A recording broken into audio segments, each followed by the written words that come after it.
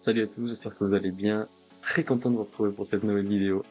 Et quand je dis très content, je suis vraiment très content. Le PSG vient de battre Barcelone 2-1 à Montjuic. Donc je peux vous assurer que je vais très bien dormir ce soir.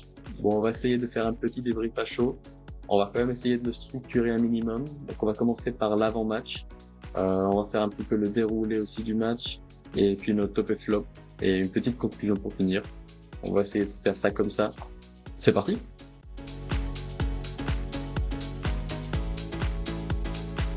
Pour commencer, on peut dire que ce résultat peut paraître logique au vu du match et surtout de la deuxième période, mais par rapport au contexte du match et de l'avant-match, c'est quand même une petite surprise.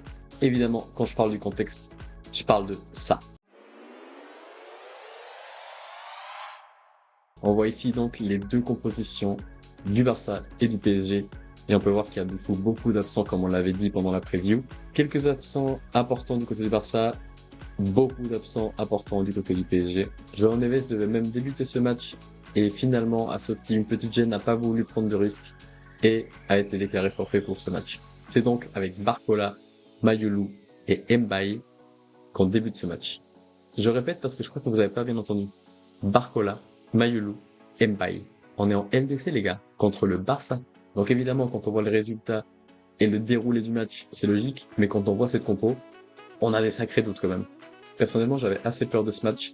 J'avais prédit d'ailleurs une défaite du PSG, 2-1. Les joueurs du Barça ont beaucoup parlé avant le match. On a vu Yamal avec sa story, et puis Pedri qui a dit qu'ils étaient la meilleure équipe du monde. Donc on les sentait vraiment confiants pour ce match. Alors que Paris a préféré jouer la carte de la sérénité, on ne dit rien, on laisse passer, et on joue notre match. Et ils ont franchement très bien fait parce qu'ils ont montré qui étaient les patrons sur le terrain. Il s'est passé quoi pendant le match ?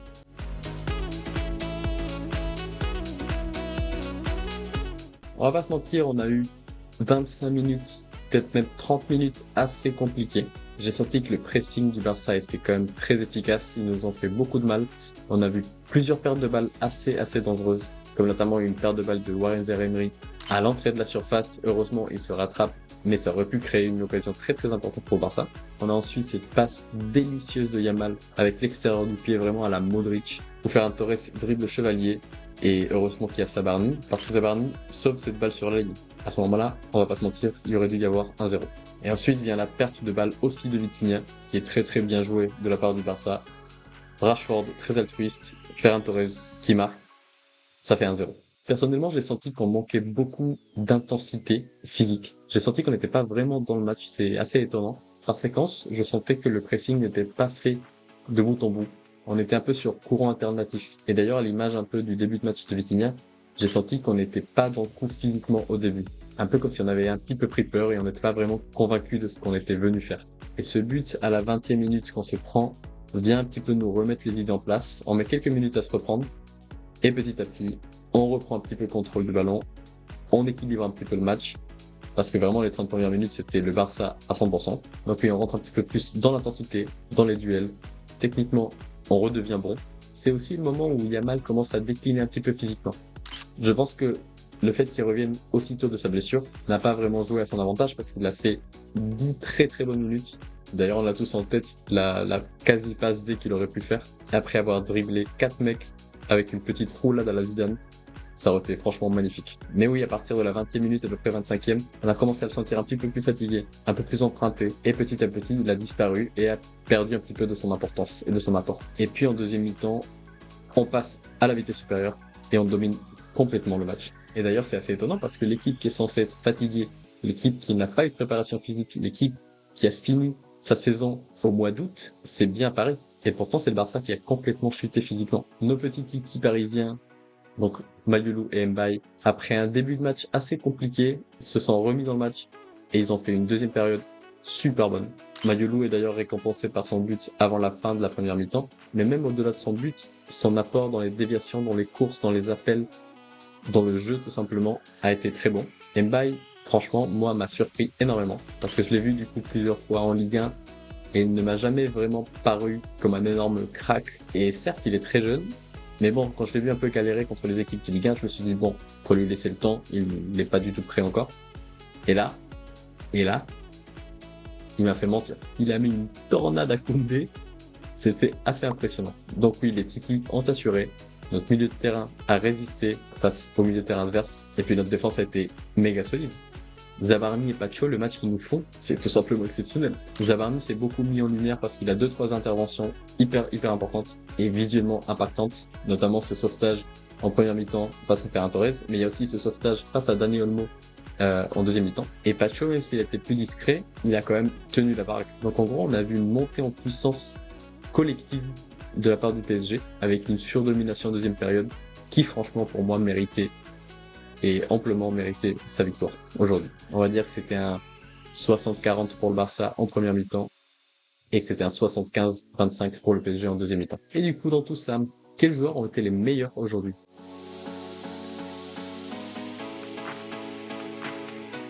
En premier, je vais parler de celui qui pour moi a été le meilleur aujourd'hui. Et d'ailleurs, il a été récompensé avec le trophée d'homme du match. C'est bien sûr Nuno Mendes. Les gars, le crack qu'on a, je sais même pas si on se rend compte du potentiel et du niveau actuel de ce joueur. Quand il arrive du Sporting, on le voyait tous comme un crack. Et personnellement, j'ai eu très peur quand il a commencé à enchaîner les blessures, notamment l'année dernière, parce qu'il a mis un tout petit peu de temps à s'en remettre et j'ai eu vraiment peur qu'il ne s'en remette pas. Mais là, il y a vraiment aucun autre latéral gauche qui peut dire je suis au niveau, je suis à sa table. Impossible. Il est décisif, il est impactant, il est là dans la relance, il est là défensivement, il est là en attaque, il est partout. Et il dégage une puissance physique phénoménale, une athléticité. Enfin, au poste de latéral, c'est quand même très rare d'avoir ce genre de profil. Et puis on l'avait dit, c'était une des clés du match. Il avait Lamine Yamal en face, le peut-être meilleur joueur du monde, même s'il ne gagne pas le Ballon d'Or. Au moins, c'est le meilleur joueur du monde en ce moment, et depuis quelques mois. Et de l'avoir contenu comme ça, franchement bravo.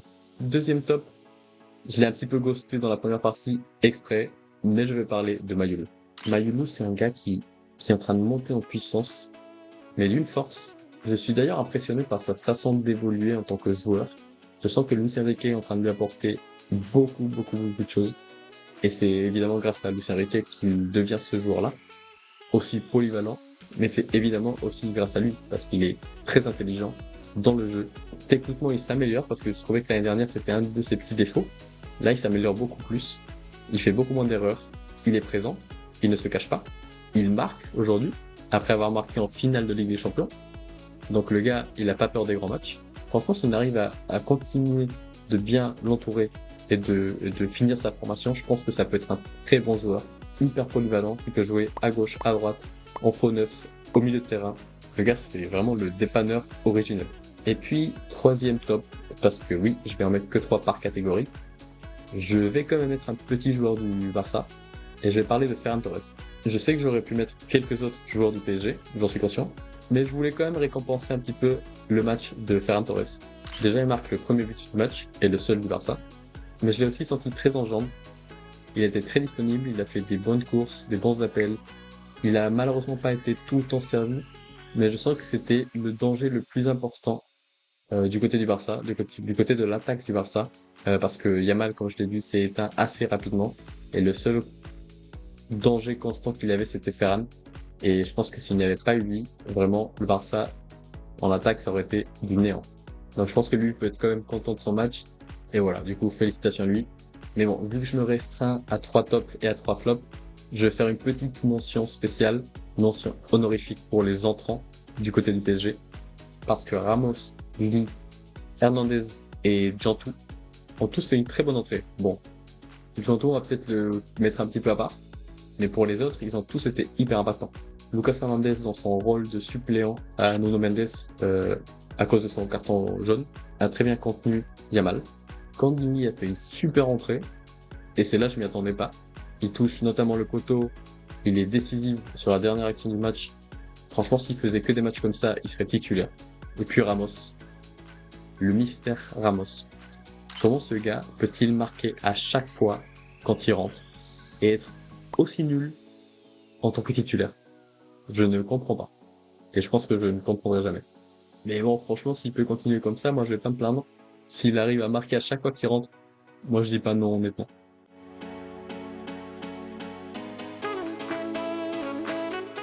Puis pour les flops, j'ai envie de parler de De Jong. Pour moi, De Jong est porté disparu. Il a été totalement transparent quasiment tout le match, mis à part au début lors de la petite domination du Barça. Mais sinon, j'ai l'impression qu'il y avait un fantôme sur le terrain.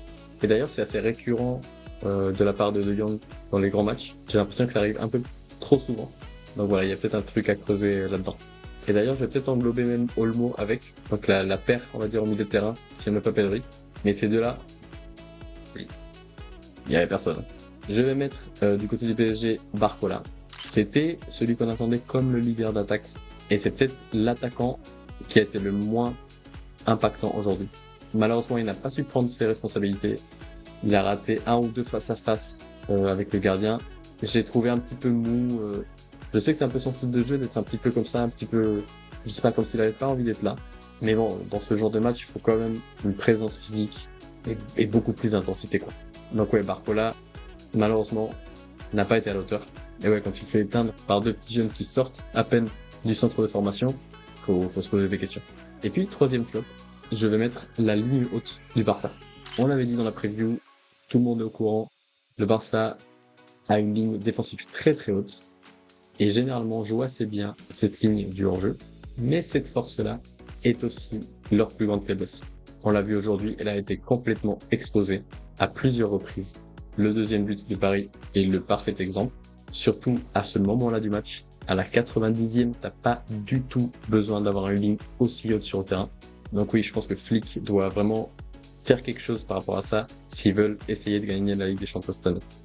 Parce que oui, contre des équipes faibles, moyennes et bonnes, ça passe.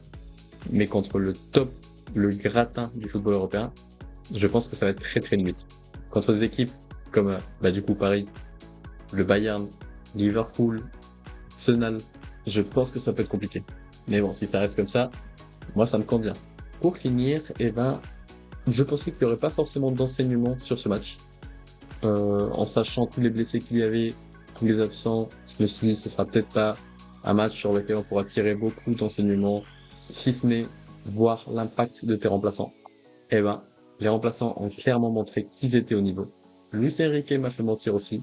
J'étais de ceux qui pensaient qu'il fallait quand même une ou deux recrues en plus sur ce mercato, notamment pour suppléer Hakimi et un petit milieu de terrain en plus. Et d'ailleurs, quand j'ai vu la compo, je me suis dit, il nous manque ce petit milieu de terrain en plus. Je pensais pas forcément qu'il fallait acheter des joueurs en attaque, mais avec tous les blessés qu'on a eu, je me posais quelques questions. Et là, les gars, avec une équipe B, on tape le Barça, on leur fait une leçon footballistique en deuxième mi-temps, une leçon d'humilité par rapport à ce qu'ils avaient dit la veille. Lucien Riquet, encore une fois, merci de me faire taire. Donc c'est un début de Ligue des Champions parfait pour le PSG, qui est maintenant à 6 points. On voit d'ailleurs le classement qui s'affiche avec 6 équipes à 6 points. D'ailleurs, petit jeu, essayez de trouver l'intrus. Et du côté du Barça, ils sont 16e. C'est pas du tout important, c'est complètement anecdotique. Je pense que cette défaite va pas mal les aider à comprendre certaines choses, à comprendre comment jouer face à ce genre d'équipe, à les faire redescendre un petit peu sur terre. Et puis on sait qu'ils ont un calendrier assez facile, assez tranquille. Donc je me fais aucun souci pour le Barça. Newcastle et le PSG, c'est peut-être les deux matchs les plus difficiles. Je crois que c'est Chelsea. Mais sinon, pour le reste des matchs, je pense qu'ils vont faire un carton plat. Donc le Barça, pour moi, sera quand même dans le top 8. Et puis pour finir, la suite, c'est tout simplement le match face à Lille, ce week-end, en championnat. Je pense que ça va être un match assez compliqué parce que on a beaucoup donné quand même ce match, on a beaucoup couru. On sait qu'à chaque fois, les matchs qui sont post-Ligue des Champions sont assez compliqués. Et en plus, ce match est juste avant la trêve aussi d'octobre. Donc, entre un match de LDC très chaud, très compliqué, et la trêve internationale, je le sens pas forcément très bien. Mais bon, cette trêve va quand même faire un peu de bien à certains joueurs, notamment Doué et Dembélé qui devraient revenir. Naves aussi. Donc, je pense qu'ils vont prendre ces 2 semaines-là pour rester au repos, continuer à se mettre en forme et être complètement prêt pour la reprise. Donc, c'est peut-être pas si mal. Et puis voilà. Je suis heureux, les gars. En tout cas, c'est tout pour moi. J'espère que cette petite vidéo vous a plu, ce petit débrief. On se retrouve très très bientôt pour une nouvelle vidéo, potentiellement ce week-end. Et je vous souhaite une excellente journée à vous tous. Ciao!